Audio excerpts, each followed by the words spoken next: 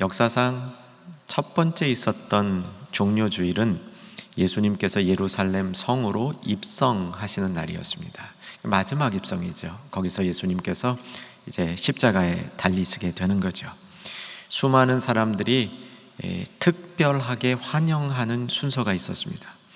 제가 특별하다라고 말을 붙여본 것은 이 환영 후에 이 성도들이 폭도로 돌변합니다. 그래서 예수님이 입성하실 때 그렇게 예수님을 축제 분위기로 맞이하던 사람들이 예수님을 죽이는데 앞장섰던 무리들로 바뀌게 되는 거죠.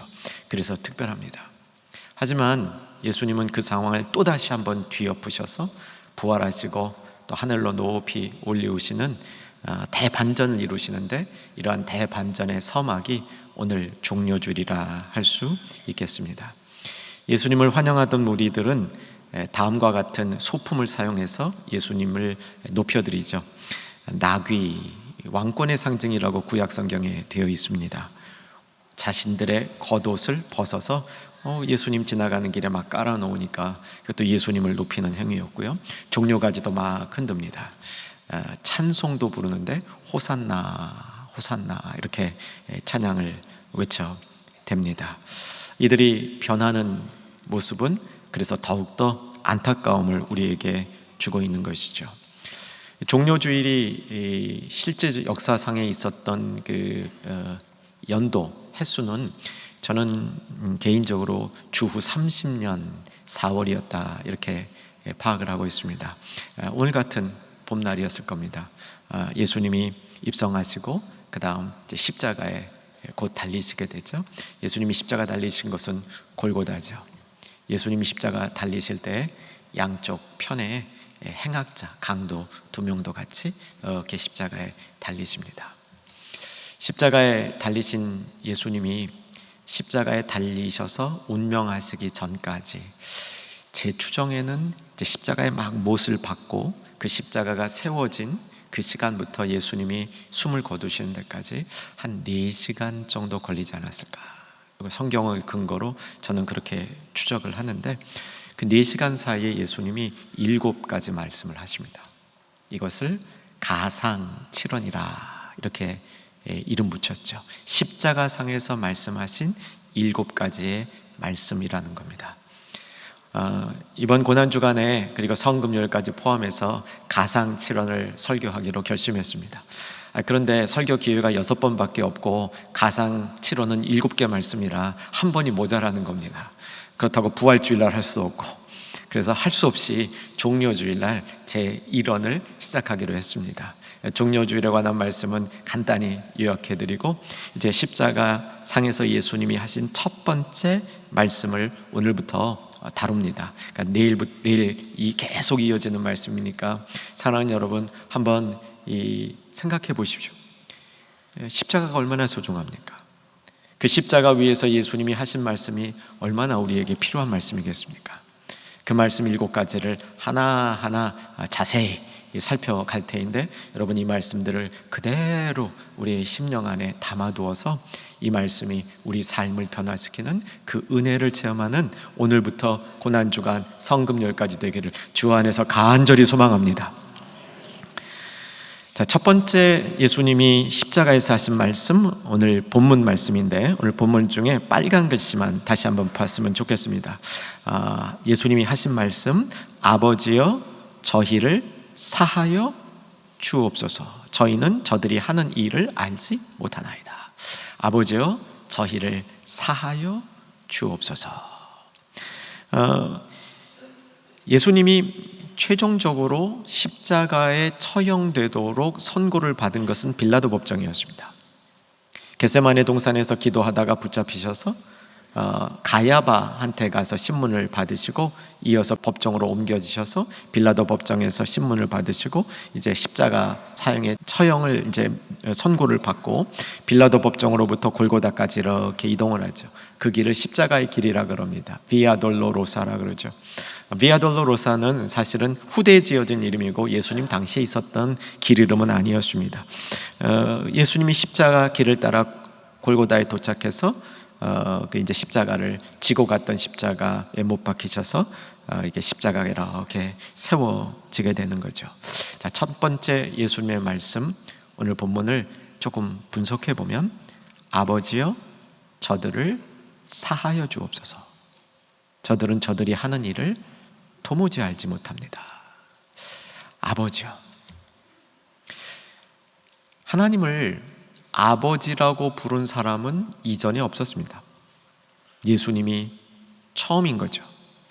예수님이 하나님을 아버지라고 부른 것은 예수님 자신이 하나님의 아들이라는 그 사실을 입증해 주는 하나의 요소라고 말할 수 있겠습니다. 여러분도 하나님을 아버지라고 부르시죠? 저는 자주 부릅니다. 제가 기도할 때 그냥 아버지 이렇게 달고 나올 때도 있어요. 아마 대부분의 성도님들이 같은 경험을 할 겁니다. 하나님을 아버지라고 부를 수 있는 것은 예수님이 이때부터 우리에게 주신 특권인 겁니다. 예수님이 주기도문 중에서도 우리에게 하나님을 아버지라고 그렇게 소개하고 있죠. 사실 예수님의 전 인생 가운데 십자가에 달리는 그 시간만큼 고통스럽고 힘든 때가 또 어디 있었어요. 근데 그때 예수님은 아버지를 부르고 있는 겁니다. 어려울 때 부를 아버지가 있다는 것은 축복입니다. 여러분 맞죠? 우리가 정말 어려울 때 부를 수 있는 아버지가 있다는 것. 육신적으로 어릴 때 아버지는 우리를 보호해주는 그런 인물의 상징이었습니다. 이제 성인이 된 우리들에게 있어서 그 아버지는 하나님 아버지인 거죠. 하나님 아버지는 우리가 가장 어려울 때 부를 수 있는 그 이름이라는 사실이죠. 예수님도 그 아버지를 불렀습니다. 사랑하는 여러분, 예수 믿는 자들에게는 두 분의 아버지가 있는 줄로 믿으시기 바랍니다. 육신의 아버지 있고 우리 영의 아버지, 하늘에 계신 우리 아버지가 계신 거죠.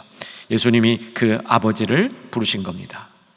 두 번째, 용서의 대상이 누구인지를 보여줍니다. 용서의 대상이 누구냐면 저희를 사하여 주옵소서. 그리고 그 다음에 저희들은 저희가 하는 일이 무슨 의미를 갖고 있는지 도무지 알지 못하고 무지중에 행하는 일입니다 라고 말씀해 주는 거죠. 자, 이제 저를 따라 한번 답을 해보시기 바랍니다. 5가지 질문을 할 겁니다. 속으로 편안하게 답하시고요, 겉으로 그 답을 드러내셔도 좋습니다. 답은 그냥 기다 아니다, 네 아니오로 답하시면 됩니다. 첫 번째, 예수님이 용서를 구한 저희들 안에 유대인 지도자들, 그러니까 예수님을 죽이려고 모의했던 그 사람들, 대제사장, 장로, 서기관, 바리새인, 기타 유대인의 지도자들이 포함됐겠습니까? 안 됐겠습니까? 됐지요. 거기에 뒤에 막 합세해가지고 예수님을 극악무도한 바라바보다도 못하게 해서 극악무도한 강도 중에 두목 바라바는 살려주고 예수님 죽이라고 막 외쳐댔던 그 무리들, 예수님이 용서를 구한 저희들 안에 들어있겠습니까? 안 들어있겠습니까? 들어있죠.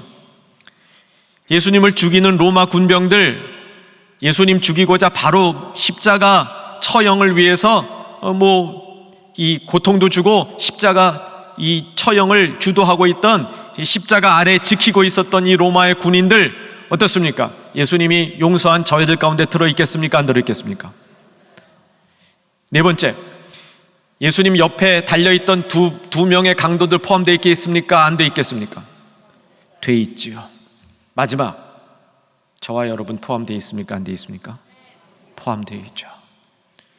예수님이 용서를 구한 저희들 안에는 결국 모든 사람이 포함되어 있는 겁니다. 예외 없는 모든 사람들이 예수님의 용서의 대상이 되었던 사실이죠. 자, 이제 예수님이 가르쳐 주신 용서의 원리를 배웠으면 좋겠습니다. 제1원의 주제는 용서입니다. 이제 7원까지 하나하나 주제를 제가 이제 말씀 전하면서 요약해 드릴 테인데, 이 주제들을 꼭 기억해 두실 수 있기를 기대합니다. 용서의 원리가 십자가의 가장 강력한 힘인 줄로 믿으시기 바랍니다. 믿으시기 바랍니다. 어떤 분들은 십자가의 가장 큰 능력이 희생이라고 얘기합니다. 그 얘기도 틀린 얘기는 아닙니다. 그러나 희생이 궁극적인 목적이 아닙니다. 예수님의 희생은 희생 자체가 목적이 아니라 우리의 죄를 사하기 위해서, 용서하시기 위해서 희생하신 것이죠. 만약 예수님의 궁극적인 목적이 그저 희생하시는 거였다면 이건 도덕적인 교훈으로 끝날 가능성이 많습니다.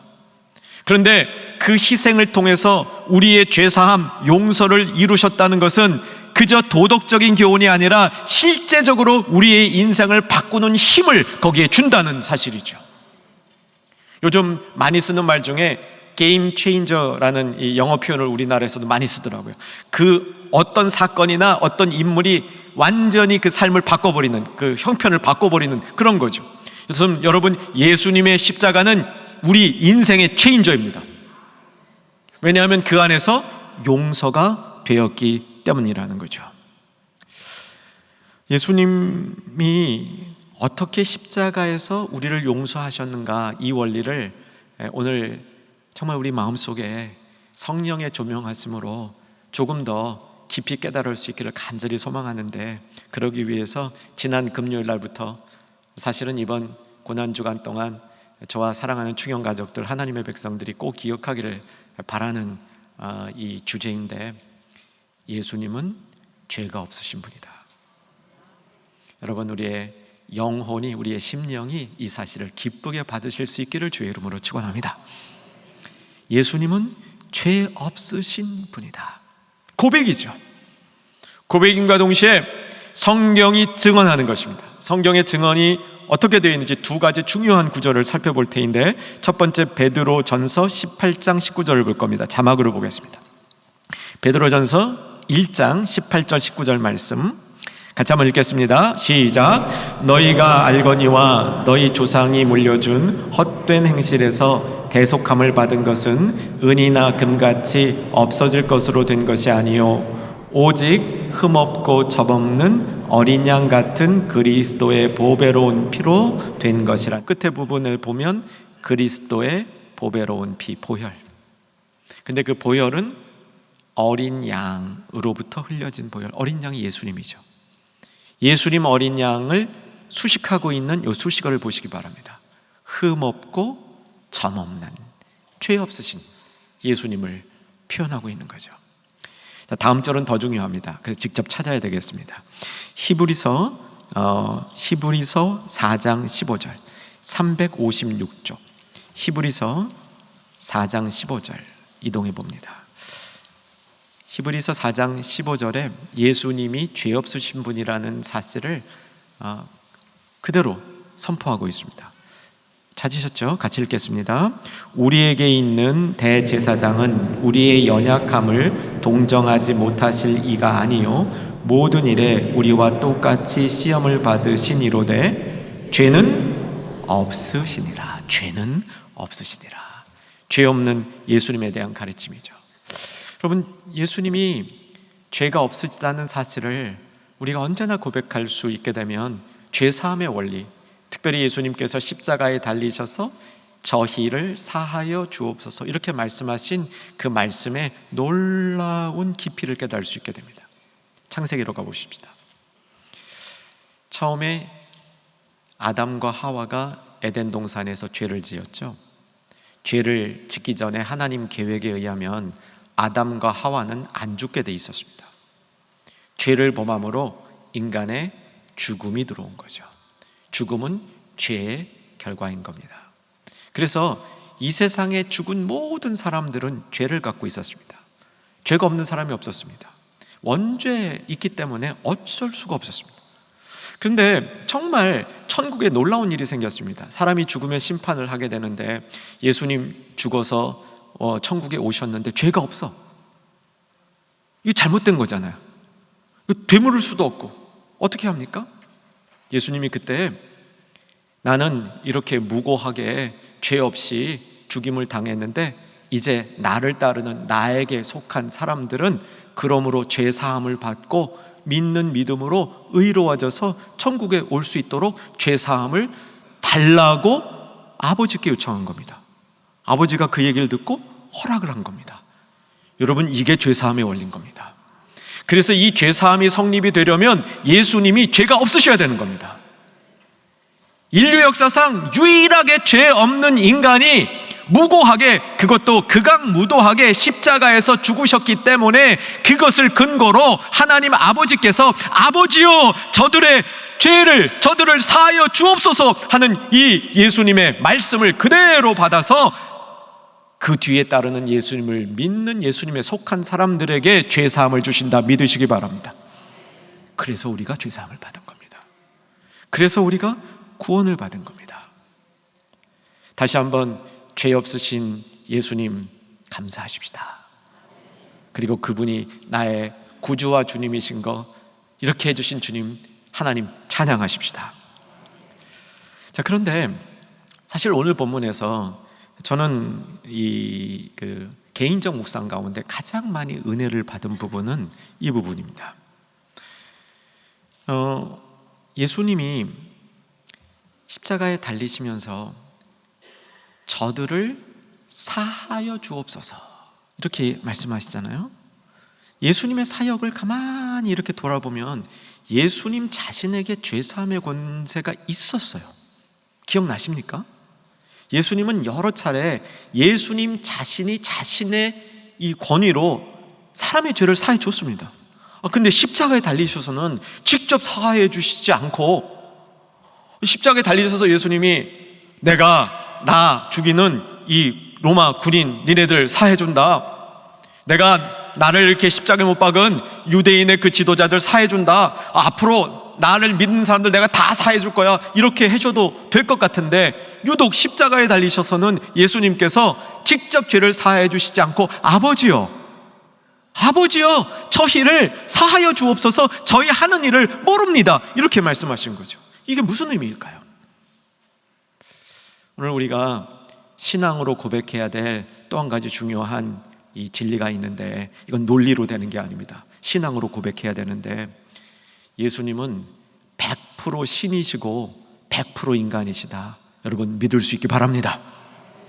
예수님이 100% 신이시기 때문에 우리의 죄를 대신 지실 수 있었고, 100% 인간이기 때문에 우리가 지은 죄를 예수님이 내가 인간들이 지은 죄를 대체해 줄 수 있었던 겁니다. 그분이 인간이 아니었다면 불가능한 거죠. 그런데 예수님이 100% 인간이시기 때문에 인간들의 죄를 대신해 줄 수 있게 된 겁니다. 여러분, 그 믿음 가운데 오늘 말씀을 한번 보시기 바랍니다. 예수님이요, 제1원에서 용서를 구하는 것은 인간을 대표해서 구하는 겁니다. 인간을 대표해서, 저와 여러분까지 포함한 인간을 대표해서 하나님 앞에 그 죄사함을 구하고 있다는 사실이죠. 마가복음 9장 2절에 보면 예수님이 이 땅에 있는 동안 죄사함의 권세가 있었던 내용이 나옵니다. 이 중풍병자 있었죠? 이 중풍병자를 친구들이 4명이 들것에 실어가지고 예수님께 오죠. 예수님 주변에 말씀 듣는 사람들이 많아서 접근이 어려웠습니다. 그래서 그 다음에 어떻게 합니까? 지붕을 뚫고 중풍병자를 내려서 예수님이 그 병자를 고치죠. 근데 예수님이 그때 병자를 고치시면서 네 병 나았다 그렇게 얘기하지 아니하시고 뭐라 그러냐면 네 죄 사함을 받았다 이렇게 얘기하죠. 확인합시다. 마태복음 9장 2절 자막으로 보겠습니다. 침상에 누운 중풍병자가 사람들이 데리고 오거늘 예수께서 그들의 믿음을 보시고 중풍병자에게 이르되, 같이 읽겠습니다. 적은 자야 안심하라, 내 죄 사함을 받았느니라. 자, 요 다음에 어떤 일이 벌어지냐면 서기관들이 참람하다 그럽니다. 신성모독이다 그럽니다. 왜냐하면 죄 사함의 권세는 하나님께만 있는데 어디 인간이 죄를 사해 준다고 얘기하는 거야 라고 서기관들이 얘기하는 겁니다. 서기관들은 가장 구약 이 지식이 많은 사람들이에요. 대제사장보다 더 지식이 많습니다. 실제로 공부 많이 한 사람들이 서기관입니다. 그렇게 얘기하는 얘기가 틀린 얘기가 사실 아니에요. 구약적 배경에 의하면 하나님만 죄사함권이 있는 거죠. 그런데 예수님이 이 중풍병자의 죄사함을 얘기하는 것은 예수님 자신이 하나님의 아들이라는 걸 보여주는 겁니다. 9장 6절, 이제 좀 전에 봤던 마태복음 9장 6절도 자막으로 보겠습니다. 9장 6절. 자, 같이 읽습니다. 그러나 인자가 세상에서 죄를 사하는 권능이 있는 줄을 너희로 알게 하려 하노라 하시고. 그런데 십자가에 달리신 예수님은 자신의 죄사함권을 사용하지 않았습니다. 오직 아버지의 죄사함권에 의존하신 것이죠. 인간을 대표해서 인간의 죄를 대신할 수 있기 위해서 그런 겁니다. 요한복음 12장 32절, 중요한 절입니다. 요한복음 12장 32절, 역시 자막으로 보겠습니다. 같이 한번 읽습니다. 내가 땅에서 들리면 모든 사람을 내게로 이끌겠노라 하시니. 우리 성경 통독을 하면서 민수기 다룰 때 여러 차례, 저도 그랬고 우리 이 강단을 같이 섬기시는 부목사님들도 그렇고, 민수기에 나오는 불뱀에 물린 이스라엘 백성들을, 불평하다가 불뱀에 물린 이스라엘 백성들이 노뱀 보고 낳은 사건 기억하시죠?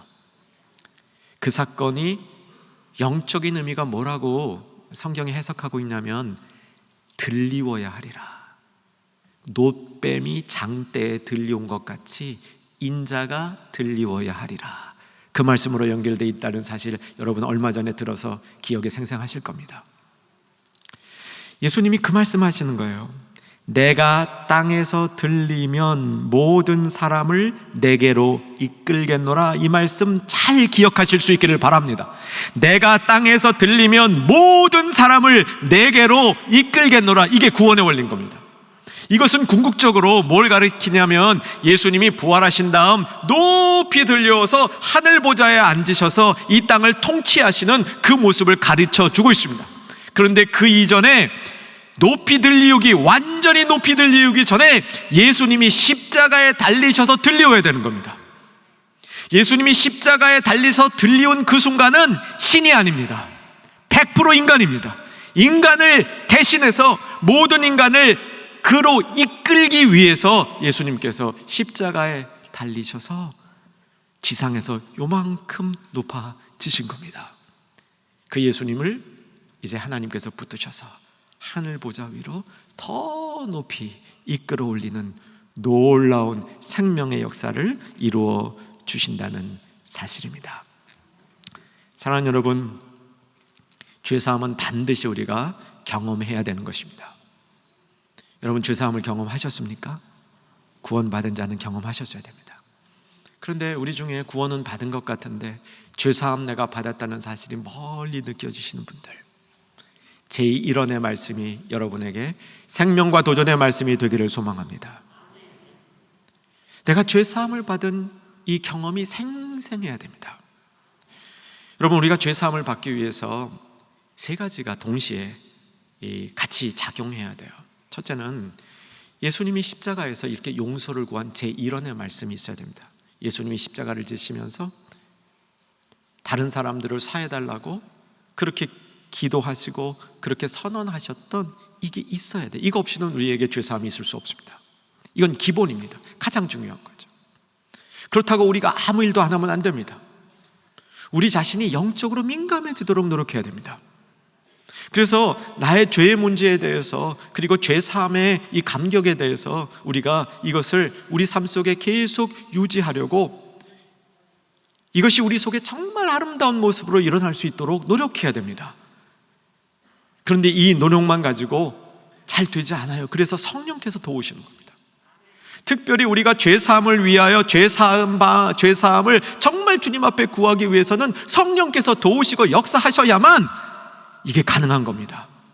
그래서 예수님이 실제로 십자가를 지시고 십자가 상에서 하나님 앞에 올려드렸던 제1원의 그 기도와 우리들의 노력과 노력하는 자를 도우시는 성령님의 역사하심이 함께 있어야 온전한 죄사함을 우리가 받을 수 있고 누릴 수 있고 계속 죄사함의 능력 가운데 거할 수 있다는 사실을 꼭 기억해 주시기를 바랍니다. 사도행전 2장 37절과 38절 말씀을 보겠습니다. 이거 한번 직접 찾았으면 좋겠습니다. 사도행전 2장 37절, 38절 말씀. 오순절 다락방 사건입니다. 예수님이 부활하신 다음에 있었던 일이죠. 오순절 다락방 사건에서 베드로가 예수님의 부활하심, 이제 거기 강력하게 선포를 합니다. 이 설교가 다 끝났습니다. 37절, 38절, 이제 설교를 들은 사람들이 어떤 모습이었는지 기록하고 있습니다. 찾으셨죠? 사도행전 2장 37, 38절 같이 읽겠습니다. 그들이 이 말을 듣고 마음에 찔려 베드로와 다른 사도들에게 물어 이르되 형제들아 우리가 어찌할꼬 하거늘 베드로가 이르되 너희가 회개하여 각각 예수 그리스도의 이름으로 세례를 받고 죄사함을 받으라. 그리하면 성령의 선물을 받으리라. 여러분, 죄사함과 성령의 역사하심이 깊게 관련되어 있습니다. 찔려야 됩니다. 사랑하는 성도 여러분, 이번 고난 주간 동안 성령께서 저와 여러분을 찔러주시기를 소망합니다. 우리의 죄를 찔러주고 우리의 허물을 찔러주고 그 허물을 덮어주신 예수님의 사랑과 예수님의 섬김과 예수님의 희생, 용서하심 때문에 우리가 찔릴 수 있는 고난 주간이 되기를 바랍니다. 여러분, 마음 가운데 찔림이 있을 때 참회하는 성도 되시길 바랍니다.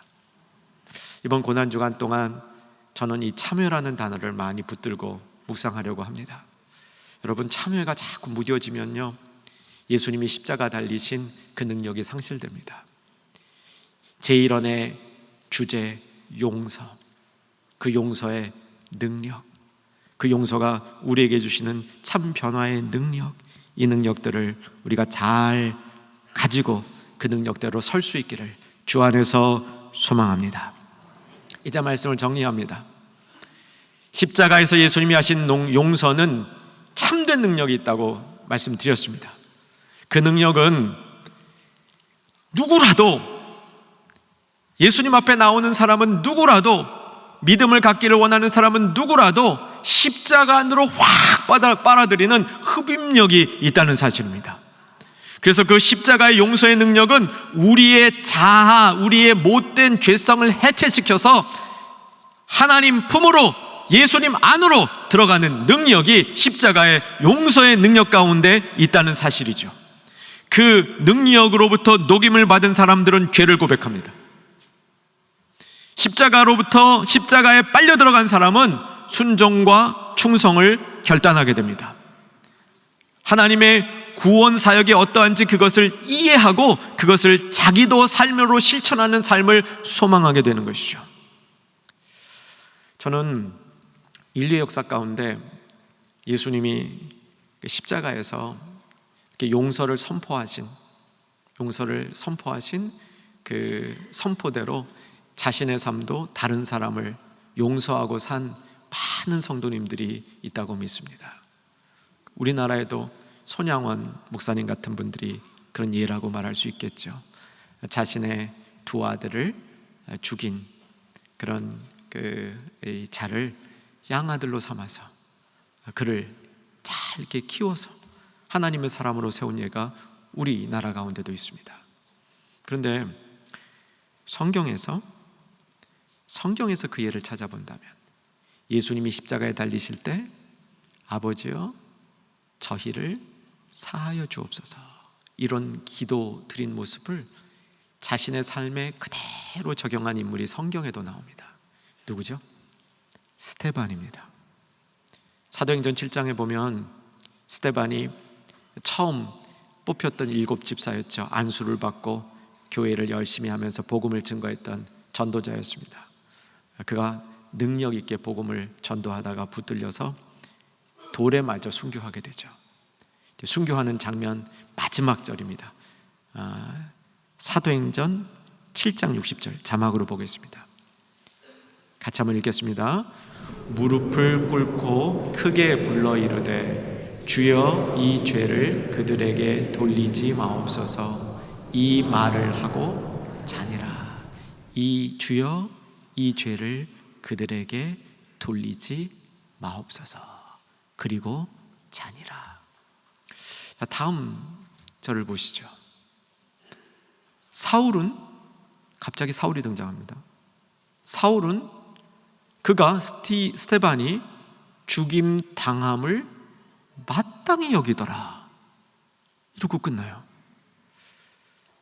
예수님이 십자가에서 저희들을 사하여 주옵소서 이렇게 외칠 때 이 말을 들은 사람이, 이 말을 직접 들은 사람이 누구일지 한번 생각해 보시기 바랍니다.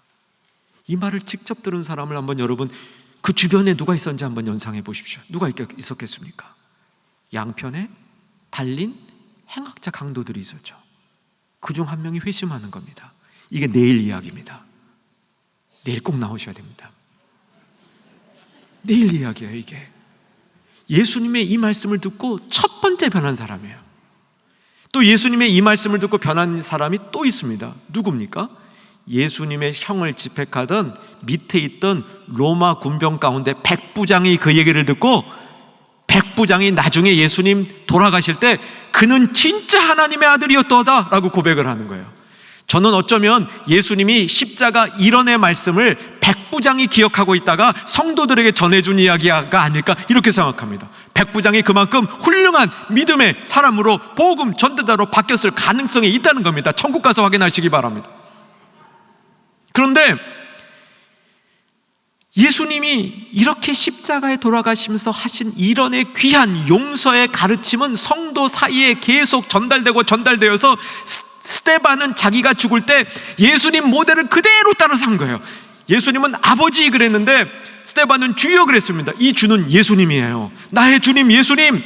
예수님이 아버지를 부르며 그들을 용서해달라고 그러셨죠. 나도 지금 굉장히 힘듭니다. 돌 맞아 죽는 게 얼마나 힘든 상황입니까? 그런데 나도 예수님 그 말씀 붙들고 그대로 기도합니다. 스데반으로 옮겨진 겁니다. 그리고 스데반이 죽을 때 그 옆에서 이 사람 죽는 거 당연해 라고 생각했던 사울, 그 사울이 예수님을 만나면서 그도 변하는 거예요. 그도 변하는 겁니다. 여러분, 십자가 제일원의 말씀은 수많은 사람들을 성도로 바꿨습니다. 죄 용서 때문에. 여러분, 남 용서하는 거 쉽지 않죠? 쉬우십니까? 굉장히 어렵지 않습니까? 용서한 것 같은데 또 내 마음속에 앙금이 있고 또 내 마음속에 상처가 있고. 예수님이 가르쳐준 용서의 원리는 내가 해결하는 게 아닙니다.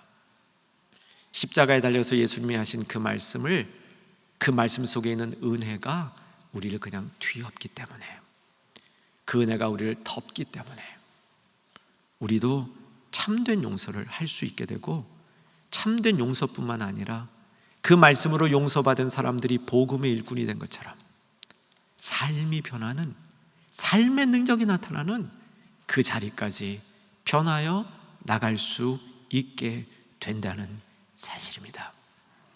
사랑하는 여러분, 우리 한번 오늘 이 말씀의 능력이 전적으로 내 안에 임하기를 주님 앞에 간절히 구해 보십시다. 그리고 이어지는 가상칠언의 말씀을 통해서 우리의 심령이 정말 온전해지는, 정말 십자가의 능력 가운데 더 가까이 나가는 복된 자리에 임할 수 있기를 주의 이름으로 축원합니다.